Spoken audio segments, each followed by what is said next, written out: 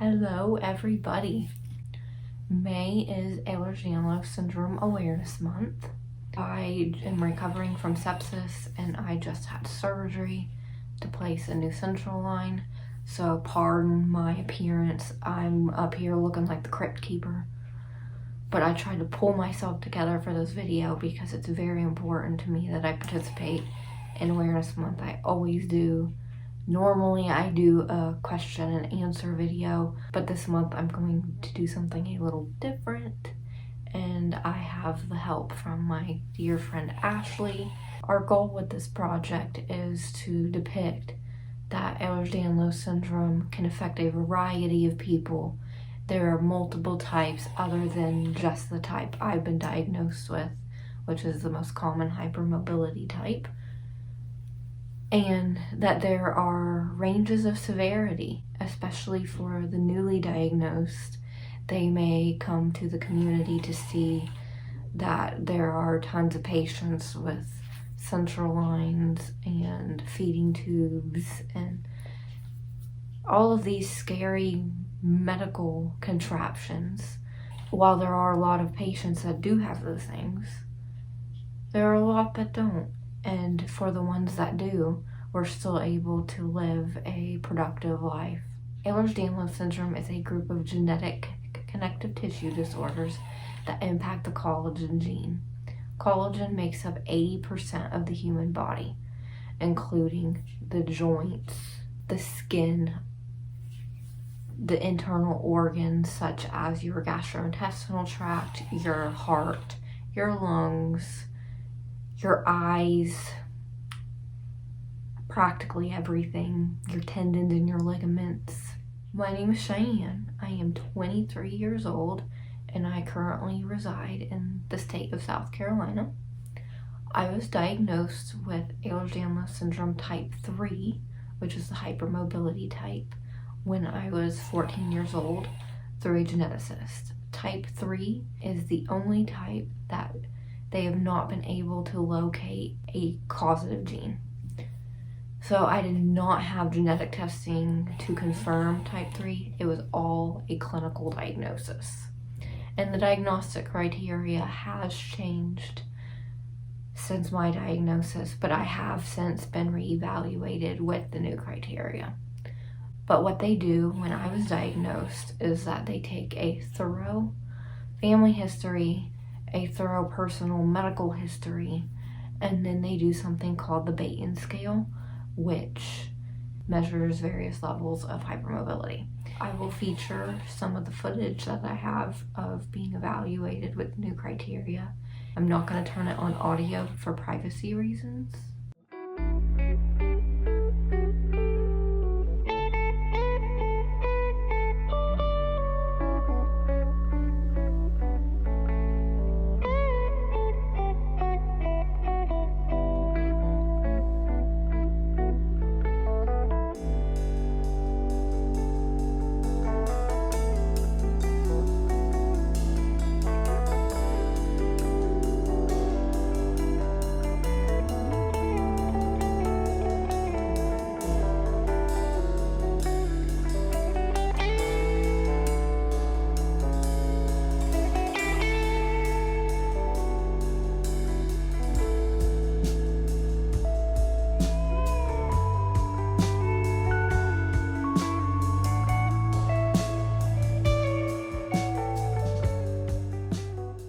It's difficult to pinpoint my exact worst symptom from EDS because I do have multiple genetic conditions, but Ehlers Danlos syndrome does cause its fair share of gastrointestinal issues, and I would say that is my worst symptom.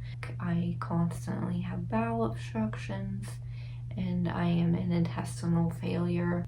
My gut does not function. It is partially paralyzed at times because Ehlers Danlos syndrome causes malfunctioning of the autonomic nervous system, and the autonomic nervous system controls everything that the body does automatically, and digestion is one of them.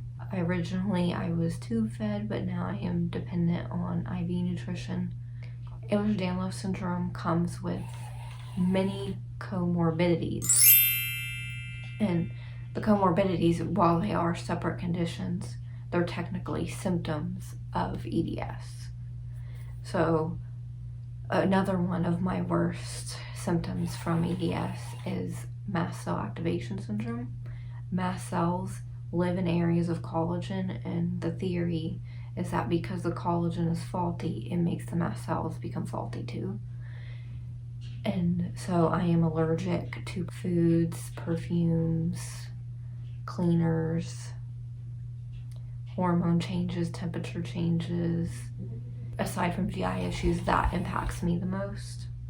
As far as management, I am very dependent on the central line for IV medications.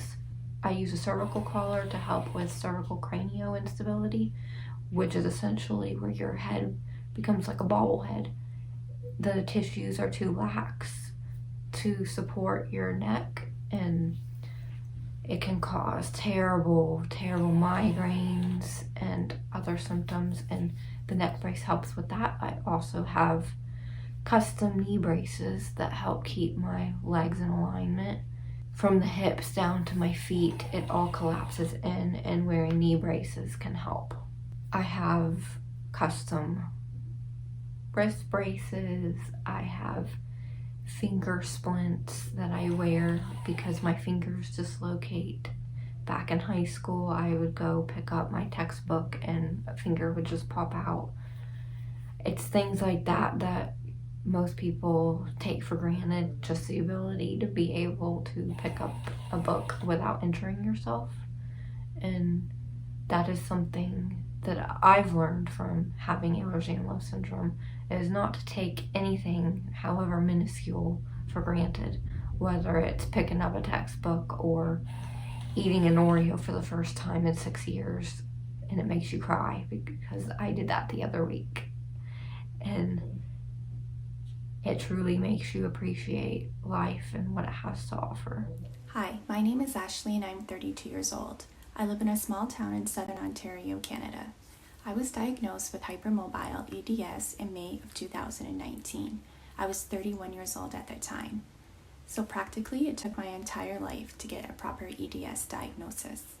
The first time I can ever remember experiencing an EDS type symptom was when I was 11 years old. I dislocated both my knees running a cross-country meet going downhill. Growing up, I did have aches and pains. I can specifically remember always having pain in my knees and behind my knees. But I was a very active child. I figure skated, I played soccer, I did track and field, I ran cross country. So the pains were kind of always assumed that they were from just being active, or as doctors would always say, it's just typical growing pains. 2009 is when I started to experience the rest of my health conditions that are linked to EDS. To the point where they really started to affect my life and how I felt. So things like gastroparesis and intestinal dysmotility, which cause pain, bloating, nausea, vomiting, as well as mast cell activation syndrome, which is an allergic response throughout the body. Some other symptoms that I experience with EDS daily and that I would consider to be my worst symptoms are actually the more typical EDS hypermobile symptoms, such as joint pain, dislocations of my fingers, my shoulders, my elbows, my knees, and I always have a lot of pain in my neck and spine. I manage my EDS with my central line and my feeding tube. My central line allows me to receive IV nutrition and IV fluids for about 12 hours a day. I also use my central line for scheduled Benadryl doses due to the mast cell condition that I have. For the subluxations and dislocations and the pain that comes along with EDS, unfortunately, due to mast cell disease, I do not tolerate any pain meds at this time, so I rely on ice and heat therapy. EDS has taught me that your health is truly the greatest gift that you could have. Don't take the small things for granted, such as being able to sit down at the table on a holiday and eat a meal with your family, as some people like myself are not able to do that. Also, be kind always. We truly never know what kind of battles someone else is fighting. I believe someone is always going through something, whether it's a chronic illness, heartbreak, loss of a loved one, abuse, and so on. So please, be kind always. Hi, my name is Kristin, and I have classical EDS, which was diagnosed by a geneticist and a rheumatologist. I'm 23 years old and I live in New Jersey with my parents and my younger brother. My worst symptoms are my GI symptoms. I have severe gastroparesis, which leaves me with nausea, pain, and vomiting daily. I also go into anaphylaxis a lot due to mast cell activation syndrome. I have several dislocations and subluxations every day, and my skin is very fragile, which leaves it easy to tear, and I have issues with bleeding and bruising. My symptoms are managed in many ways. First, I have a PICC line, which delivers TPN every night to me. I am TPN dependent due to my GI symptoms. I also have a J-tube where I run fluids and feeds, and I get medication through my PICC line, my J-tube, and orally. I wear AFOs to walk, and I wear hearing aids due to hearing loss in both my ears. I also have a Dexcom, which has saved my life multiple times and alerted me to my rapidly dropping blood sugar. EDS has taught me many things, but most of all, it has taught me to be a better person. You don't know what people are going through. You don't know their story, but everyone has a story and everyone is going through something. So be kind, be there for people, and always lend a helping hand if you can.